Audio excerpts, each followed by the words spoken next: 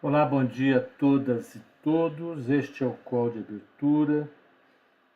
Estamos falando aqui no dia 5 de julho de 2023. Deixa eu ver se está valendo. Está ótimo. Tudo bem contigo? Olá, bom dia a Tá. todas. Perfeito. Vamos então ao nosso call, né? Bom dia, mais uma vez.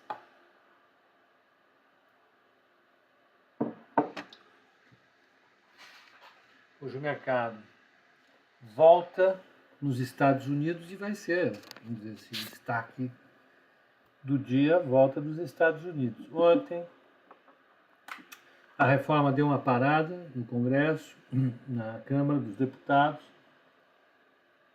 Essa parada foi uma parada, na minha opinião, técnica, dentro daquilo que já deveria ser esperado pelos agentes. Lira pode, mas não pode tudo. E aí nós chegamos a essa situação.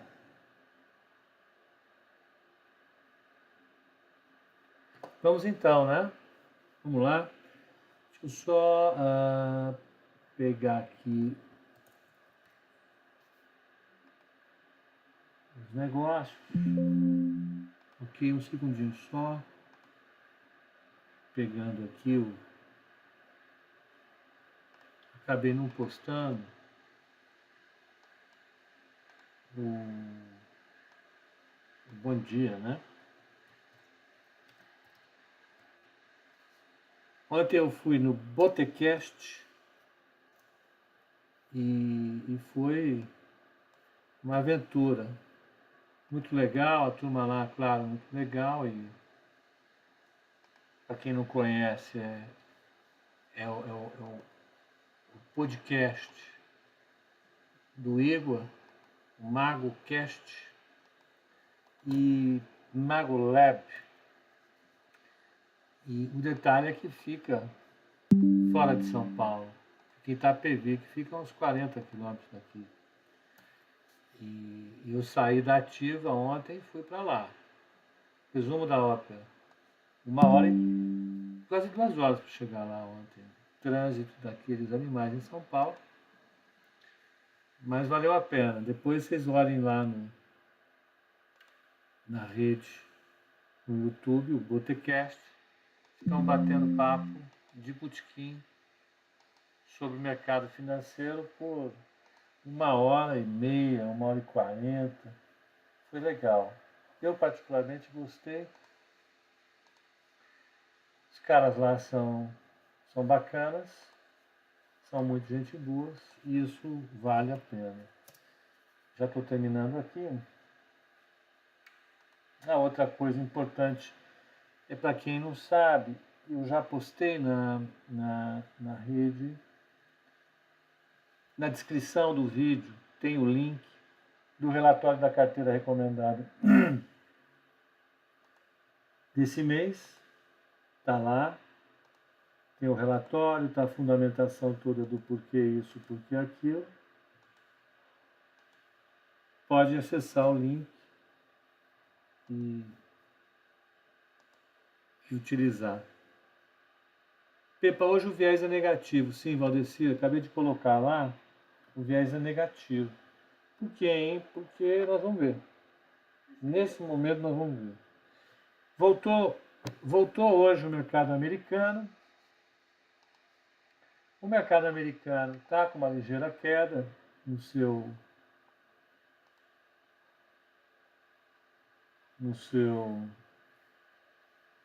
cadê vocês? A tela está aqui, pronto. Hoje o mercado americano está com uma ligeira queda. Hoje o que tem? Teve o PMI, teve da China, teve da Ásia como um todo durante a noite. Teve agora da Alemanha, a gente vai ver. E vai ter mais tarde a ata do Fed. Como a ata do Fed espera-se, é uma ata que vem altista de taxa de juro, Ah, o som tá baixo, claro. Você sabe o que foi, Alcio? Eu fiz o call ontem lá da Ativa e troquei o microfone. Agora eu preciso colocar o microfone certo. Agora vai o microfone certo. Esse microfone é porradona. Tá aí, melhorou. Gostou do Jair? Legal. Não tem um monte de lorota, né? Claro. Como sempre. Então, melhorou o som aí, Alcio? Espero que sim. Deixa eu ver como é que estão vocês aqui.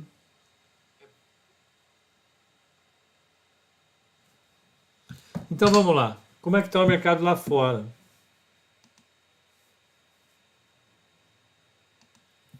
Na Ásia, ó, o Nikkei caiu 0,25, Hong Kong caiu 1,57, Xangai caiu 0,69 e Singapura caiu 0,57. Austrália, Nikkei caiu 0,50. Nikkei, o índice da bolsa de Sydney caiu 0,50, tá? Vamos pegar aqui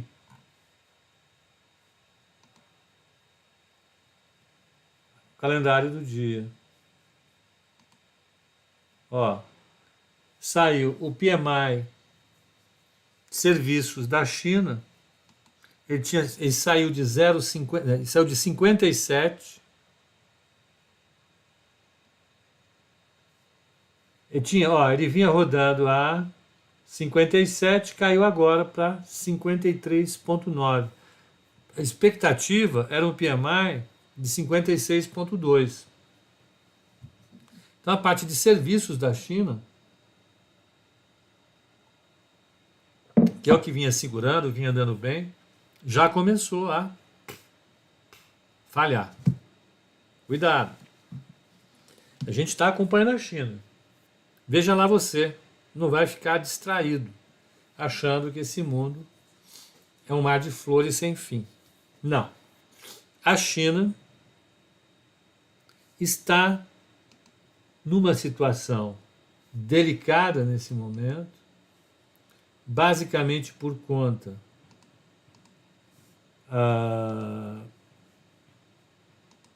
de uma série de fatores que eu elenquei no meu, na carta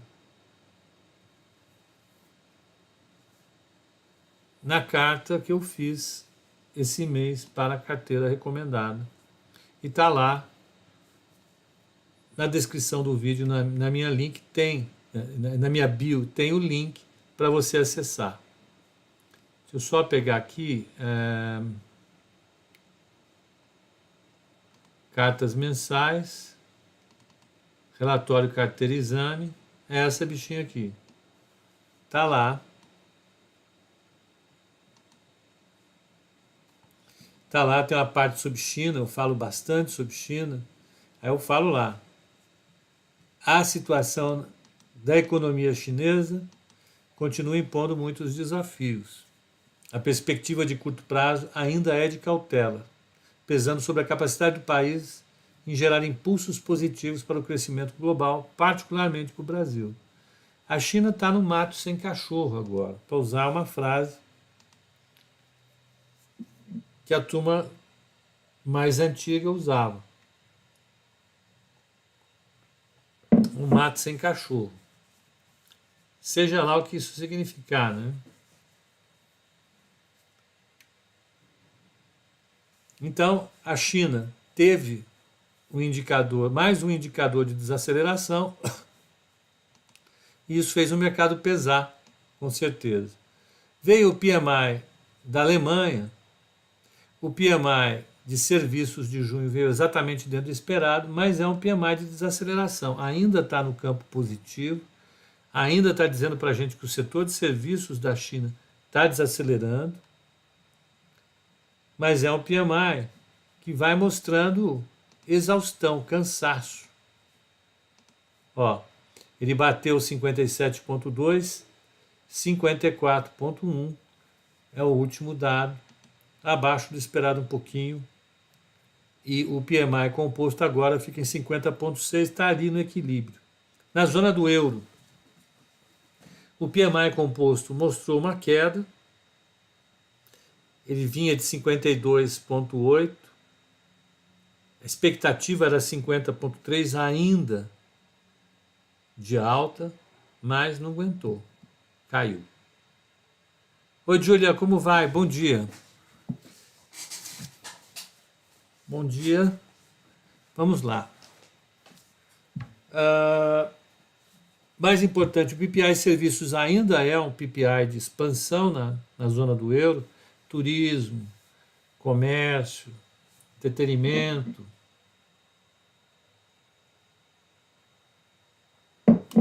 Mas está ali já mostrando um sinal de cansaço. E isso pode, evidentemente, deixar a perspectiva para a economia europeia um pouco mais para baixo. Isso é fundamental, eu acho, ter essa ideia de que a economia europeia ela vem bem, ela vem melhor do que se esperava, porém é uma economia que está suave. Oi, Fernanda, legal, obrigado. Agora, Fernanda, precisa levar em conta, a Fernanda falou que ela gostou dessa ideia do viés nesse quadrinho diário que eu faço do Bom Dia, que dá o panorama geral do mercado. Ela gostou. Mas não se apaixona por isso, não. A ideia é esse quadrinho te dá mostrar como é que está o mercado, como é que foi a madrugada na Ásia, como é que está a Europa, como é que estão os futuros dos Estados Unidos, como é que estão as ADRs do Brasil lá fora, como é que estão as commodities e como é que está a Treasury de 10 anos. A partir da combinação desses dados, você pode ter um viés positivo ou negativo para o Brasil. Esse viés não é informativo de como é que o mercado vai ser. Importante lembrar isso. Não vá acreditar você que a partir dessas informações você já definiu se o mercado é de alta ou de baixa, porque não dá para dizer isso. Infelizmente.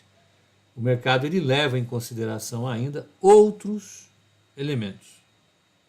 Tá? Tanto é que você pega, eu coloco ali embaixo, aqui ó, o número de acertos contra o número de erros. Em 36 dias que eu estou fazendo, esse relatóriozinho para postar no Instagram e no Twitter, 23 foram de acerto, mas 13 foram de erro. É um erro muito grande.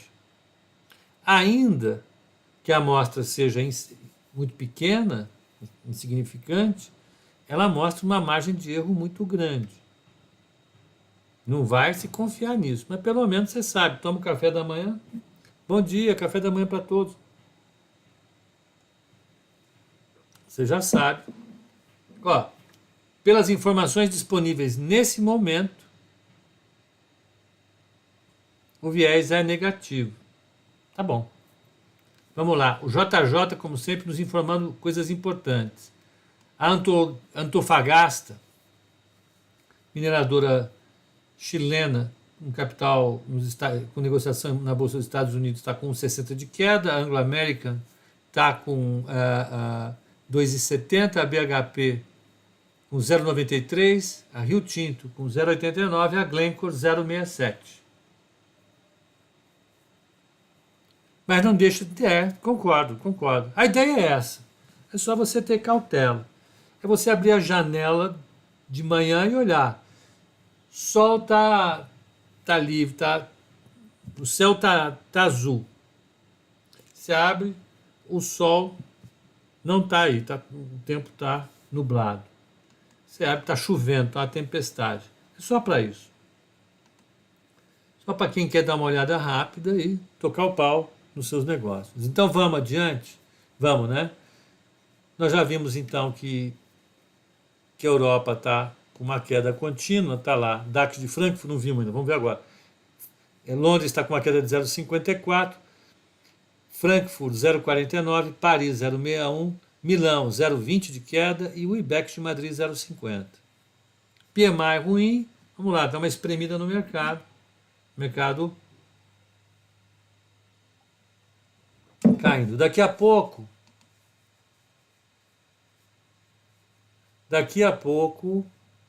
quer dizer, daqui a poucão, né? Às 15 horas, sai a ata da última reunião do Federal Open Market Committee, lá nos Estados Unidos, e ela vai dar, então, uma ideia do que pensavam os formuladores de política do comitê acerca do futuro próximo da política monetária. O comunicado ele vem com uma intenção, o comunicado produz resultados, os membros do comitê avaliam esses resultados. Uma semana depois, eles divulgam a ata da reunião e corrigem a comunicação caso os resultados obtidos pelo mercado se desviem daquilo desejado na ocasião do comunicado, no dia da decisão. Então, se o mercado, se a diretoria do Fed desejava que o mercado corrigisse o otimismo e ficasse um pouco mais cauteloso e obtenha esses efeitos, a ata do Copom, a ata do FONC, referenda isso. Agora, se o mercado foi mais otimista que o desejado, a ata vai lá e dá mais uma martelada. Eles botam uma ata mais apimentada. Por isso o mercado hoje está mais tenso. As bolsas estão caindo, todo mundo esperando. Eu não sei o que esses caras vão falar, vai que eles estão com o martelo na mão aí, dão uma martelada no mercado. Vamos ficar mais cautelosos. Então o mercado já está batendo um pouco na bolsa. O dólar está subindo ligeiramente frente às outras moedas, ó, o DXY está com 0,12 de alta. A Treasury, ela está subindo 2 pontinhos, está a 3,86. Petróleo, por conta dessa cautela toda, está evitando o movimento, mas estava agora há pouco com uma quedinha. Ó, o Brent está a 76 dólares, é 0,20 de queda em relação ao que estava ontem. Pepa, hoje e amanhã tem reunião da OPEP em Viena. É uma reunião da OPEP com o mercado. Não é uma reunião de decisão. Não se espera que se tome ali uma decisão. Mas a Arábia Saudita já anunciou no final de semana a intenção de cortar um pouco mais a sua produção de petróleo e estender o corte que ela tinha prometido até de setembro, se não me engano, para um pouco mais. Por isso o mercado de petróleo, o preço do petróleo Brent subiu. Então pode ser que seja anunciado mais alguma coisa lá. Mas não é comum que seja anunciado. O mercado especulou, mas... Ô Ricardo Cavalcante, você tá bom, meu caro? O mercado pode especular de ser anunciado alguma coisa, mas seria voluntariamente por parte apenas da Arábia Saudita. A ideia não é essa. Olha o Ricardo Peixoto ali. Os Ricardos estão na área. Ótimo. Então é uma reunião. Deixa eu ver se está aqui a matéria da Bloomberg.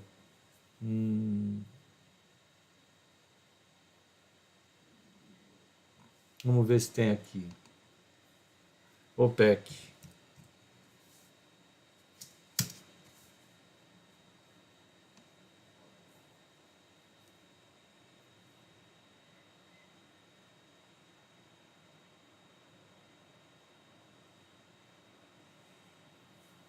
A matéria...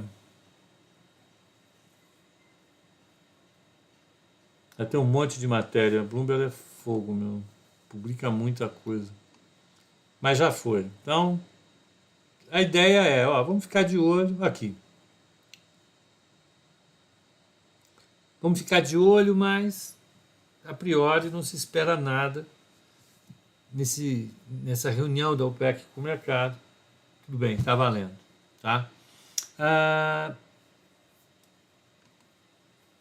A expectativa nos Estados Unidos, portanto, é todo mundo olhar a ata da reunião do Comitê de Política Monetária, que foi realizada 2 semanas atrás. Vamos lembrar o que foi decidido nessa reunião. Eles deram uma pausa no ciclo de alta da taxa de juros. A taxa de juros está em 5,25, mas sinalizaram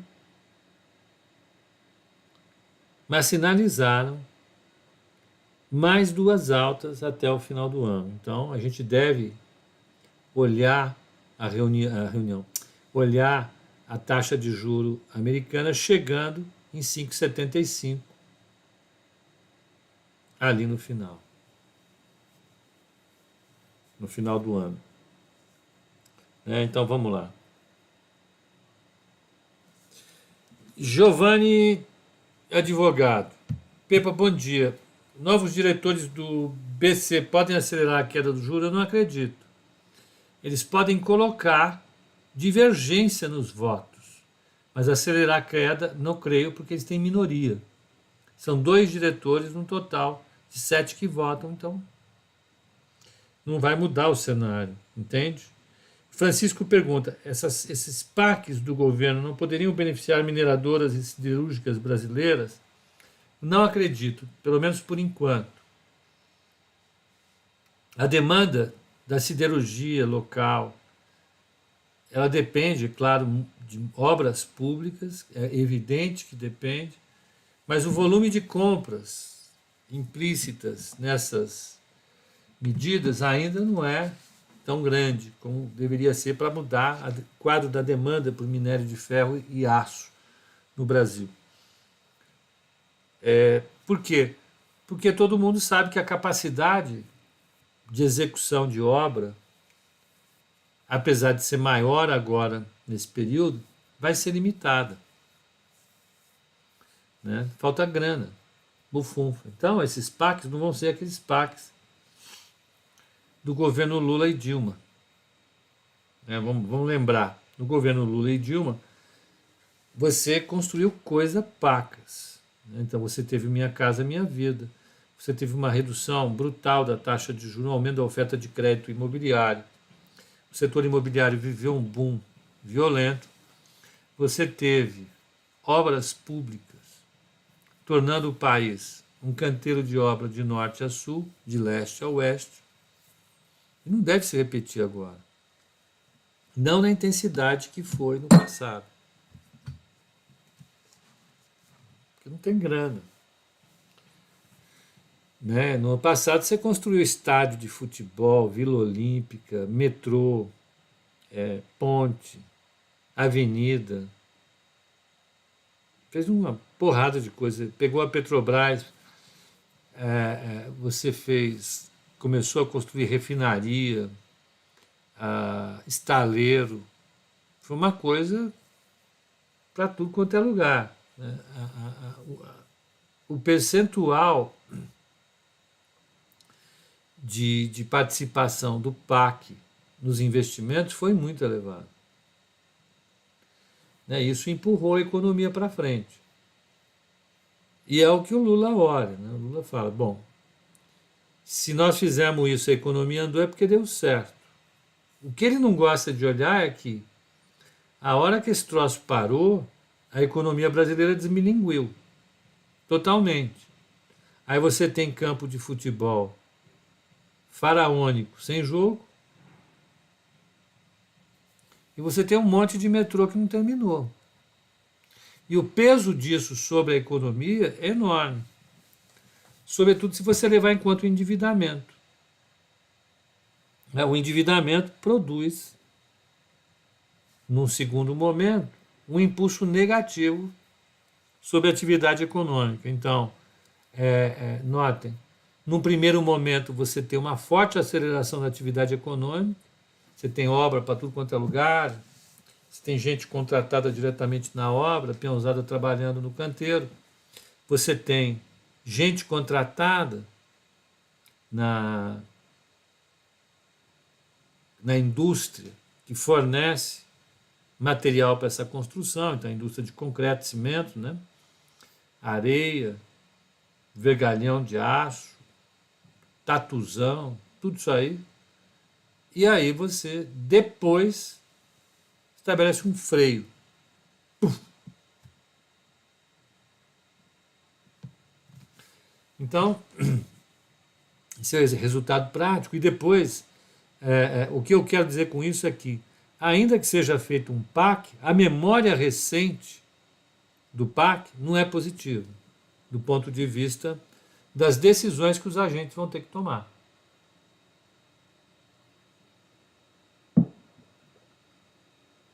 Ponto.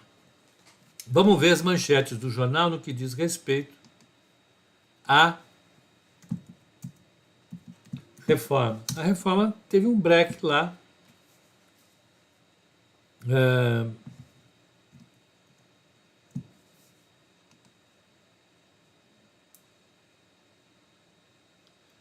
A reforma tributária teve um break.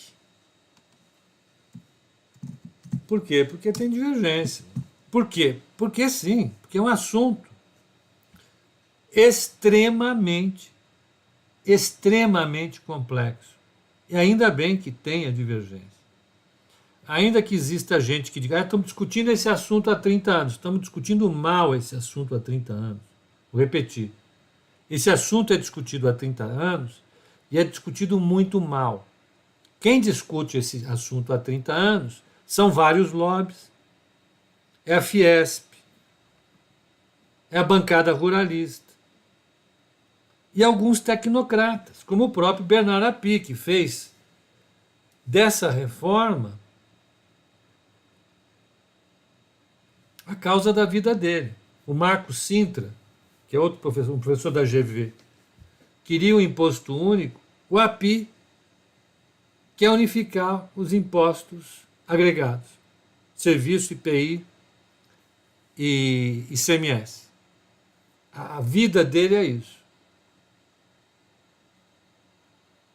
E ele vendeu para muita gente comprou. Falou, se esse negócio é discutido há 30 anos é porque é bom. Então deve ser bom. Então você pega a maior parte dos jornalistas hoje está dizendo que é bom. Mas ninguém consegue saber exatamente qual é o efeito disso. É muito provável que aumente a carga tributária, é muito provável que mude a relação dos entes federativos com a arrecadação, que hoje quem controla a arrecadação dos impostos é cada ente federativo, o município controla a arrecadação do ICMS, do ISS, do IPTU, o governo estadual controla a arrecadação do ICMS e a União controla a arrecadação dos outros impostos. A partir desse negócio aí, dessa reforma, quem vai controlar tudo isso é a União, depois repassa tudo para estados e municípios. Não dá, né? Tá fácil? Mais uma vez eu disse, você vai transferir imposto da indústria e do agronegócio para os serviços. E tem gente que diz que isso é bom. Jura por Deus que é bom. O Bernard Api, com base na experiência internacional, ele fala que isso é bom. A maior parte dos jornalistas acredita nisso, passou a acreditar nisso. Os jornalistas que eu gosto, em particular, estão acreditando nisso. Só que nós estamos saindo de uma situação de emprego e atividade econômica que depende essencialmente de serviços. O agronegócio e a indústria não produzem emprego e não produzem tanto PIB como serviços.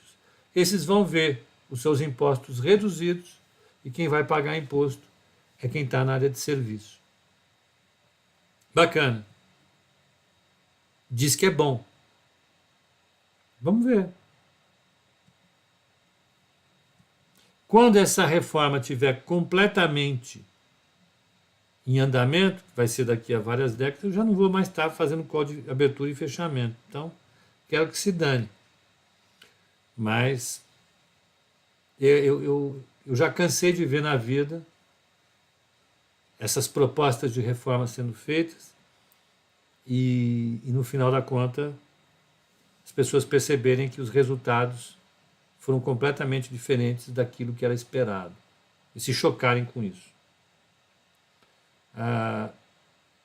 Pelo que eu vi, os estudos sobre os efeitos dessa reforma não foram feitos de maneira adequada. Os poucos que são feitos mostram uma queda como resultado da atividade econômica e não uma alta.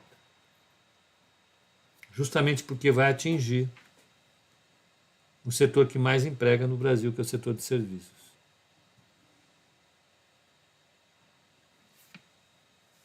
Mas se você pegar,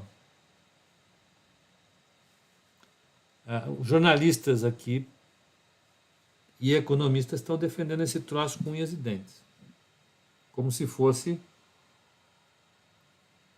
a melhor coisa do mundo. Como foi a reforma previdenciária.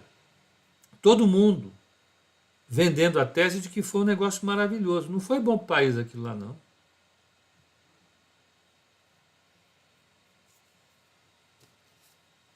Precisava fazer, precisava, eu sei, mas dizer que foi bom, com todo respeito, foi uma porcaria.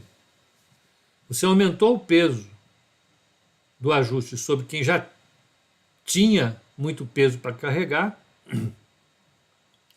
que é o setor privado e o setor público mais mal remunerado, e os nababos, os privilegiados do país continuaram privilegiados. E o problema reside exatamente nos privilegiados. Então, o que está acontecendo lá em Brasília é que à medida em que os agentes vão observando como essa reforma os afeta, aí vai dizer, opa, não, pera, eu não quero pagar isso. Aí vai pipocando essas divergências, vão pipocando essas divergências. Então, à medida em que o projeto vai sendo discutido na prática com todo mundo, ele vai produzindo resultados. Do que eu reafirmo mais uma vez, esse negócio não foi discutido porra nenhuma. Vocês falam, não, estão 30 anos discutindo isso aí, estão discutindo em Brasília e nos escritórios de lobby político, só. A população não sabe o que é isso, a imprensa não sabe o que é isso, deputados e senadores não têm ideia do que seja isso. E, no entanto, está sendo vendida a ideia, não, esse negócio é bom pacas, hein? Vai unificar, vai simplificar tudo, a nossa vida vai ser maravilhosa.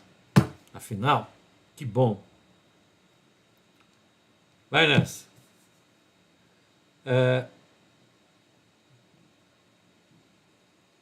O caminho que sai de um lugar ruim para um lugar ideal nem sempre é trilhado melhorando tudo de uma vez.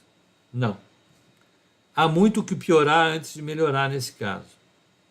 Não vai ser um caminho fácil. Mais uma vez, a carga tributária do setor de serviços vai aumentar pra cacete. Pra cacete. Vai dobrar. E na hora que dobrar, o setor de serviços não vai conseguir sustentar a mesma taxa de crescimento que tem tido. Vai quebrar. Muita gente vai quebrar. Quem é que emprega no país? Setor de serviços, né? O agronegócio, o nosso herói, vai empregar? Não emprega ninguém.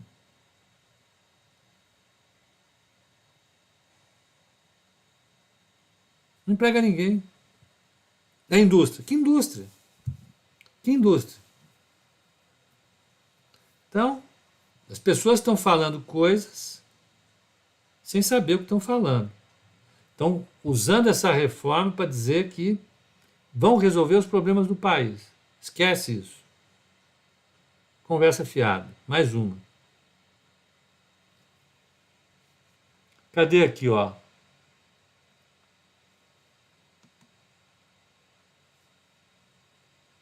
Então, você tem agora toda uma trama lá em Brasília para aprovar esse troço. Quais são os interesses disso? Ó, tem gente que tem interesse nisso. Né? A boa parte dos nossos legisladores pertencem à frente ruralista, né? A bancada ruralista. Eles são interessados nisso. O lobby da Fiesp é muito forte, também está interessado nisso. A imprensa, pelo visto, majoritariamente está interessada nisso. É claro que eles vão apostar que não vão estar vivos quando os efeitos completos da reforma chegarem nos balanços dos seus negócios, porque os grupos de mídia vão pagar muito mais impostos do que pagam hoje. Então, esses setores se interessam por isso. E o governo comprou essa ideia. Então, vamos ver o que sai disso aí. Vai sair? Vai, eu acho que sai. O mercado gosta disso? O mercado gosta. Essa história de que a reforma... O que a reforma tributária vai produzir? Simplificação. A simplificação traz um aumento da eficiência.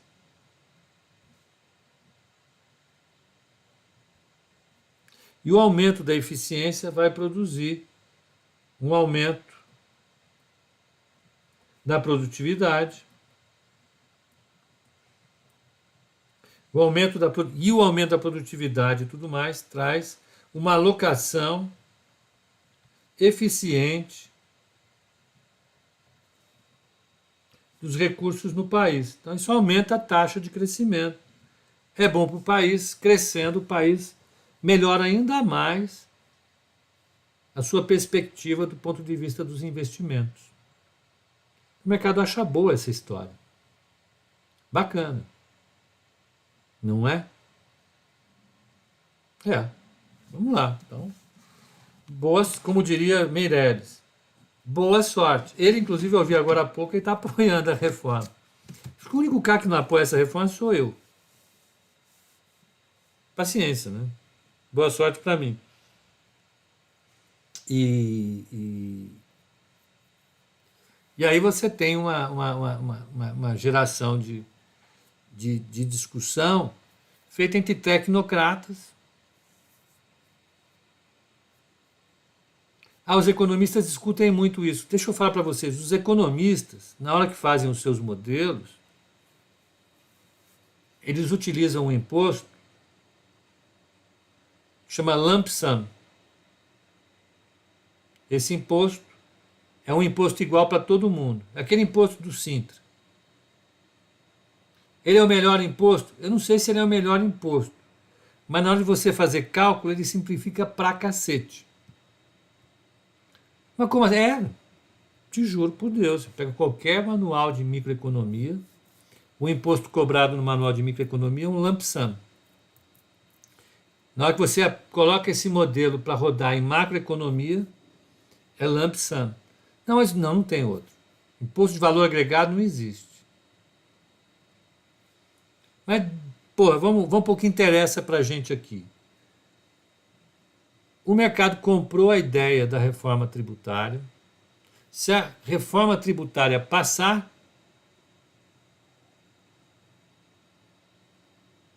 o mercado vai melhorar. É isso. Anota aí. Olha, o governador do Espírito Santo, ele representa uma parte da política, ele está apoiando. Agora nós estamos na parte prática do negócio, né? E o Congresso está discutindo. Essa turma aqui, esse cara aqui que manda pra cacete, está lá discutindo com todo mundo o que é necessário para aprovar a pauta econômica do governo. O que tem na pauta econômica do governo? Você tem a reforma tributária e você tem o CARF, que é o Conselho que discute os grandes temas de disputa na área tributária. E o governo quer ter o voto de Minerva na discussão. E eles estão prontos para aprovar, claro. Tem que ter algum para mim. O Malcolm não começa com gracinha não, meu filho. É lump sum. L-U-M de Maria, P, sum, S-U-M.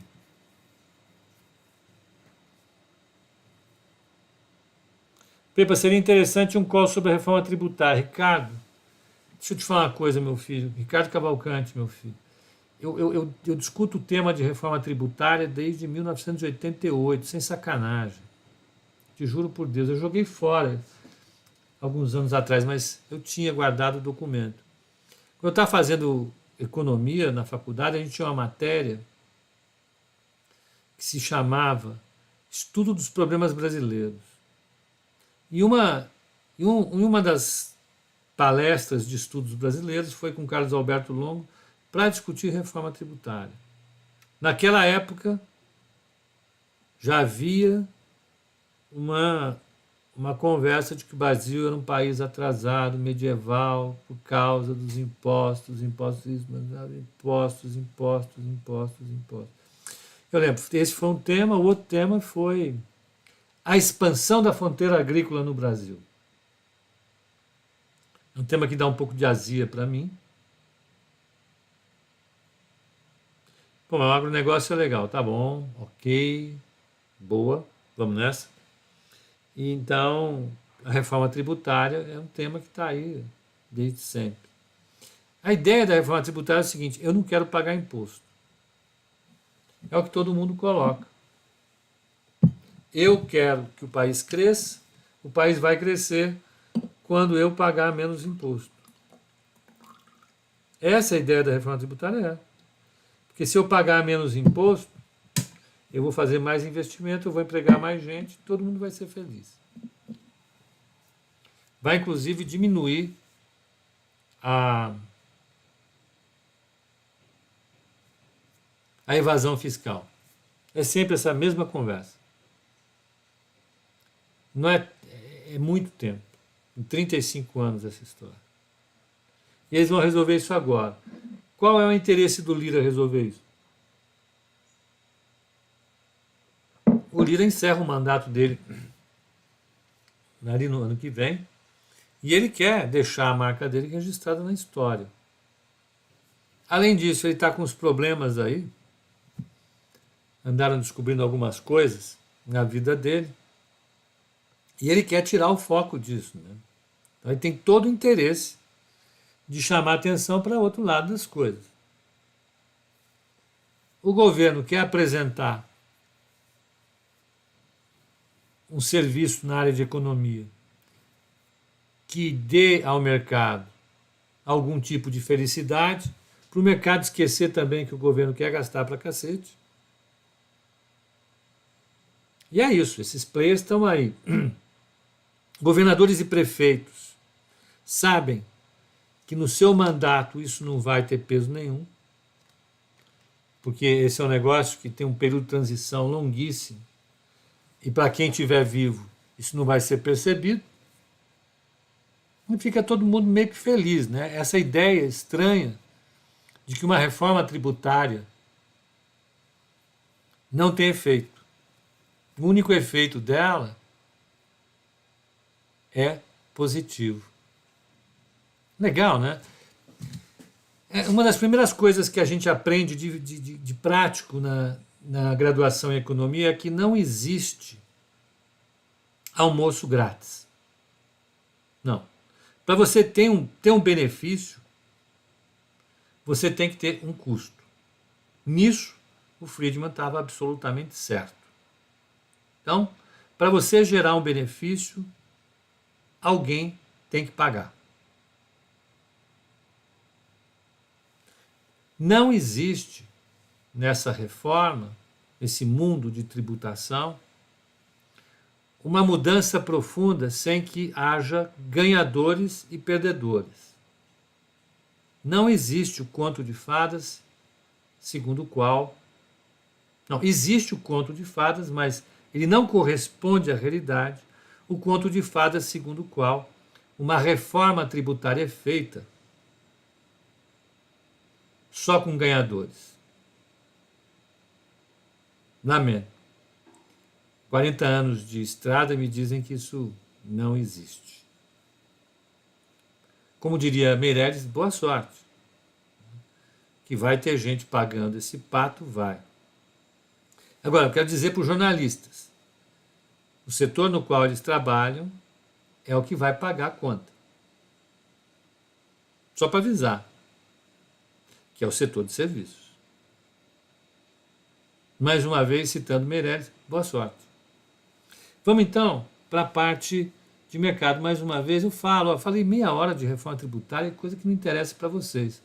O fato é que a reforma tributária vai passar, parece. Ah, mas atrapalhou. Não. O esforço que esses caras estão fazendo para votar é impressionante. É impressionante. Pepa, você já considerou BDR, ações dos Estados Unidos na sua carteira, ou o próprio VVB11? Já coloquei VVB11 antes. A gente pode colocar ETF, não pode colocar ADR, BDR. Então, pode colocar ETF. É porque essa é a, vamos dizer assim, é o regulamento da Exame. Tá? Então, sempre que é interessante, põe VVB11, mas com o câmbio em queda e Bolsa Americana numa região esquisita, eu achei melhor não colocar, não. Tá?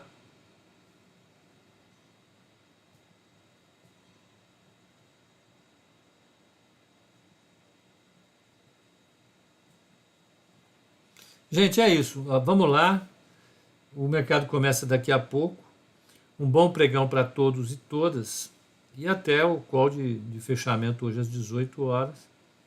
Fiquem atentos às 3 horas. Tem a ata do FONC que vai sair. Acompanhe porque ela vai fazer preço. Bom dia para todas e todos.